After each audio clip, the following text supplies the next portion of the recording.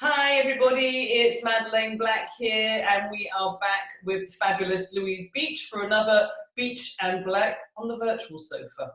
So we just thought we would check in. It's been a week since we've done one of these and just see how you're all doing or how you're diddling. How are you doing, Louise? I'm a diddling. Yeah. I'm a diddling. I can't believe it's been a week. That was the first thing I said when we hooked up now. I can't believe it's a full week since we sat here and did that. And I also can't believe my roots. I mean, look at that. We were just saying that in a few weeks we will find out what everybody's hair colour is. But luckily for me, I'm sorry, no fillings, no grey hairs yet. Mind you, I've seen the odd few grey hairs lately, but I could still look the same. Or I might be completely white. One of my friends actually, you know, on your iPhone and you get your little bit emoji, she's already changed hers to grey hair so that we're prepared for when she comes out of isolation. Well, I'm going to come out looking like a tiger because unless I ask my I know they said publisher, she doesn't do my hair, unless I ask my hairdresser what colour she uses, I'm just going to probably go out there, buy just blonde, put it, you know, there, and then if it's a different colour to this, I'll end up with a load of stripes, won't I, as it grows out? You could start a new fashion. Tiger fashion, yeah. Lockdown hair. So I'm guessing for you, your week hasn't really changed that much because you are so used to working from home and writing at your desk, and I've seen where the magic happens. Obviously now you have your husband home, so that's a bit different. Up the stairs. Up there. Yeah, he's been told that if the front doors, if the door in the front room's shut, it means I'm up to something. Mm-hmm. He didn't ask me what. He never does. He trusts me. He's just like, yeah, whatever. I could be doing anything in here. He has no idea. I could be on some sort of rude webcam, you know, like the old days. Anyway, sorry. You're too busy writing, I know that. Yes, I desperately miss the theatre. Desperately, because I loved it, obviously. And I missed the book events. It came up on our memory today, didn't it? What was a year ago, Madeleine? Oh, was I in your house a year ago? No, the other we one. We were in Leeds Book Club meetup. Yes, and I met you. Obviously, I'd met you already, but I met John Mars for the first time in real life, even though... It's amazing, isn't it? Even though we have online connections and you really, really feel like you know the person. So when you meet them, it's like, I'm sure I've met you before. I just knew him, even though before it was, you know, I hadn't met him, but it was, you know what I'm trying to say. My words aren't coming out today. Sometimes you just get a feel for a person, and also I think like the way that we met and we just felt like we'd maybe known each other in another life or something like that. Absolutely. You get that for a couple of people. It's like I love Susie Lines. You know her as well. You met recently. I met her recently. I'm so pleased. It was about a week before all this happened, so it was great. Absolutely love her. There's a variety, isn't there, of these writers who you just meet them and it's just like, yeah, hi, know you very well. I kind of feel it's like ships, and we both sail the same flag. The same flags, you know, and we just kind of attract to people with the same flags that are flying, and we also know the people that got the pirate flags or the bad flags, and we kind of steer away from them. But yeah, we kind of drift towards the people with the same flags. Love. I liked your flags. You had many flags. Was it waving vigorously in the wind for you? So I found, if this helps anyone, just me personally, what's working for me at the minute, routine is good, because if you get up and you've got plans, no matter how small, you feel like you're getting up for a purpose. So I'll get up, have breakfast, do my big walk for an hour, which I've always done, come back, write for about 4 hours, then emails, social media, that kind of thing. And then at 5 o'clock, I turn off the computer and I'm not allowed to work, and then I relax. And so that's good. So you have a proper working day. And I also make sure that my weekend is just a weekend. So Saturday, I stayed in bed till about 11 o'clock and I finished The Heart's Invisible Furies by John Byrne, which just had me sobbing and crying. Have you read it? What's that? The Heart's Invisible Furies? Yes, I read it last year. Beautiful. Oh my. I felt like I was going on this journey with an old friend. It was just the most beautiful story. Oh, and heartbreaking, and the bigotry and all the rest of it. But I just thought, I'm not rushing, and would normally go to karate, and there was no classes on, obviously, apart from last night I went to my first remote karate class, which was quite an experience, in my bedroom and doing my karate by myself via Zoom. But like you, I mean, I've now got Stephen at home, which he never used to be at home. I've now got 2 girls back home, so I was used to peace and quiet, just me and the dog and the cat.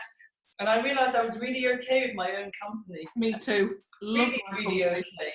And it's quite a challenge at times to have other people around. Yeah. Joe knows well though. I said, like I said, if the door's shut here, it means I'm doing a meeting.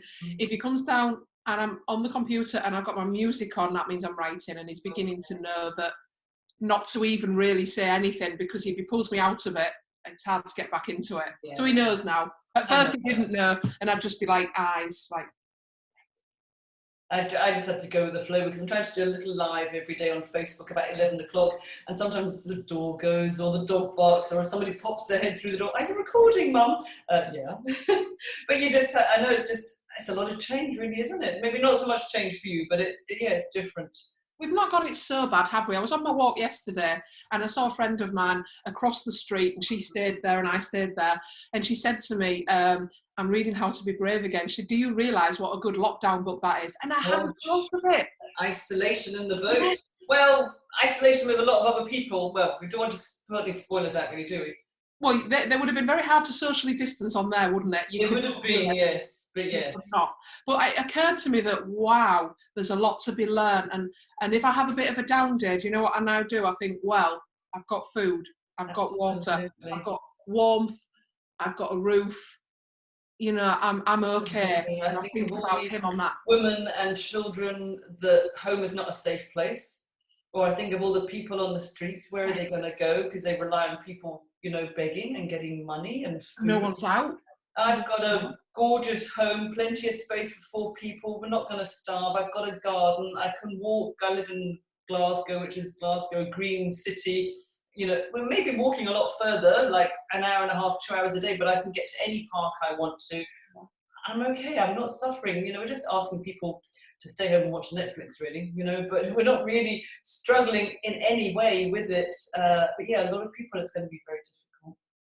Yeah, I was going to say, we have to remember, I suppose, we've learnt to cope quite well with things. Yeah. We're copers, aren't we? We're dealers, copers.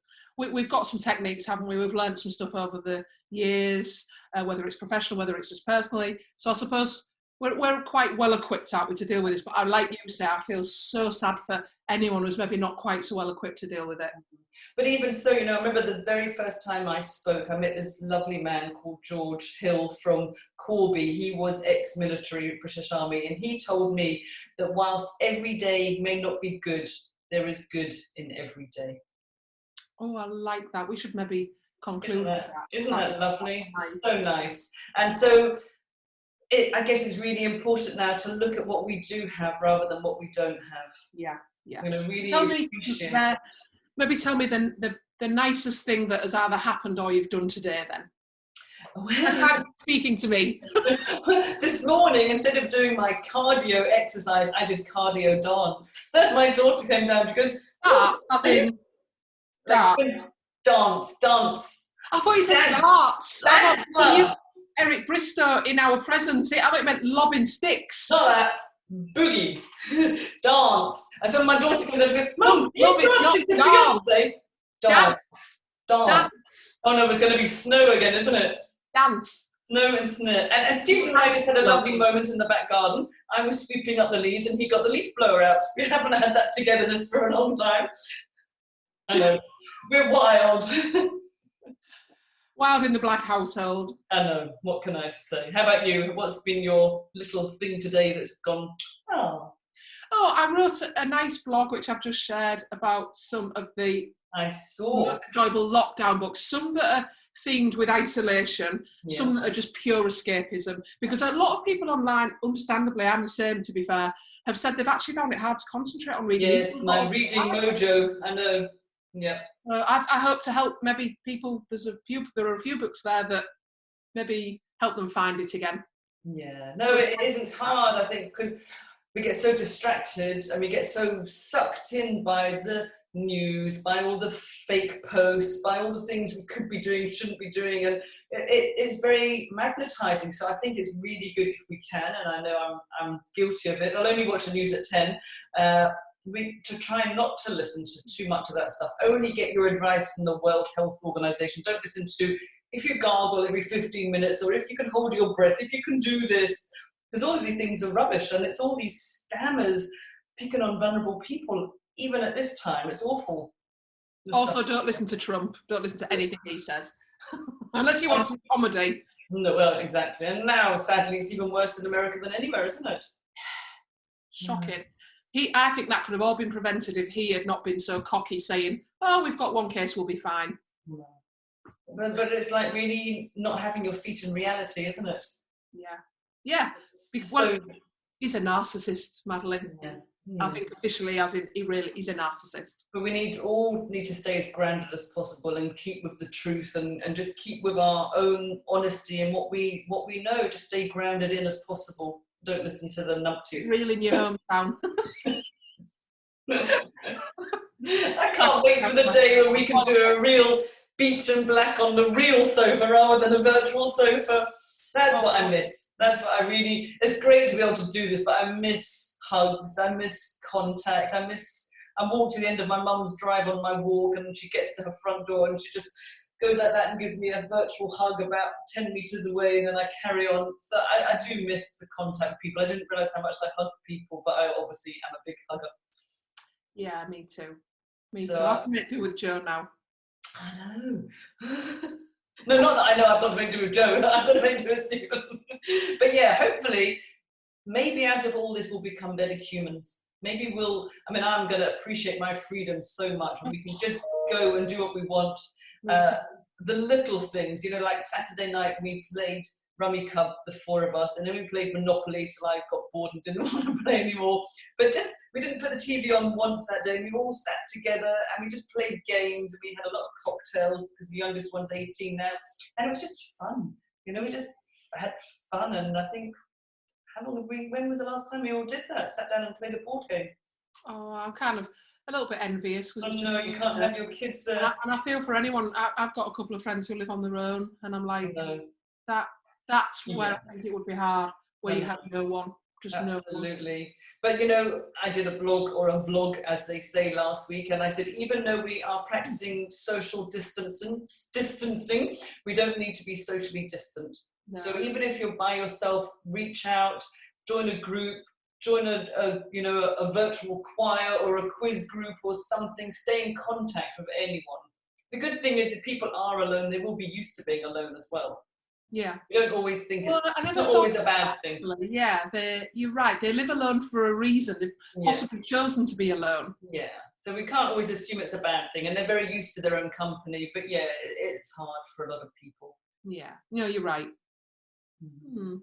So we just really want to send lots of love to everyone and thinking of you all, and can't wait till the day we're all back at another book club meetup.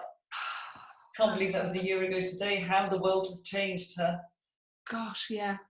Yeah, I mean, I never thought that I wouldn't be doing my holidays, I wouldn't be doing my book launch without doing a book launch. I know. I haven't even received my books, as in my books haven't arrived, my actual books.